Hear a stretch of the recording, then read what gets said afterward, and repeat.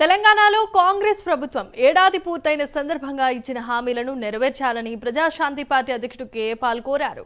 స్థానిక సంస్థల ఎన్నికల్లోగా గ్రామ పంచాయతీలకు 10,000 కోట్లు విడుదల చేయాలన్నారు. ఖమ్మం జిల్లాలో వరద ముంపునకు గురైన ప్రాంతాల్లో ఇప్పటికీ తగిన చర్యలు చేపట్టలేదని ఆరోపించారు. మున్నేరు వాగుకు రిటైనింగ్ వాల్ కూడా కట్టలేదని అన్నారు. ఖమ్మం భద్రాచలం మధ్య రహదారి చాలా అధ్వానంగా ఉందని కేఏ పాల్ మండిపడ్డారు. అధికారంలోకి వచ్చి సంవత్సరం దాటింది. 1,10,000 కోట్లు అప్పు పెరిగింది. ఇంకొక 10,000 కోట్లు అప్పు చేసేనా?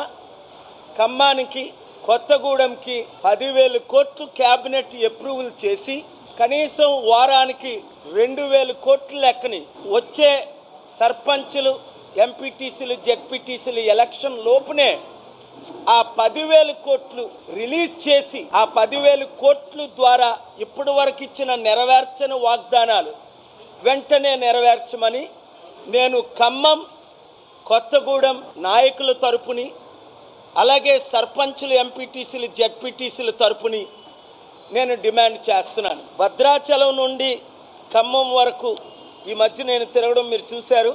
60 కిలోమీటర్ల జర్నీ దాదాపు 3 గంటలు పట్టింది. అలాగే వరదల వల్ల నష్టపోయిన ప్రాంతాల్లో అభివృద్ధి ఏమీ చేయలేదు. ఇంకా అధికారంలోకి వచ్చి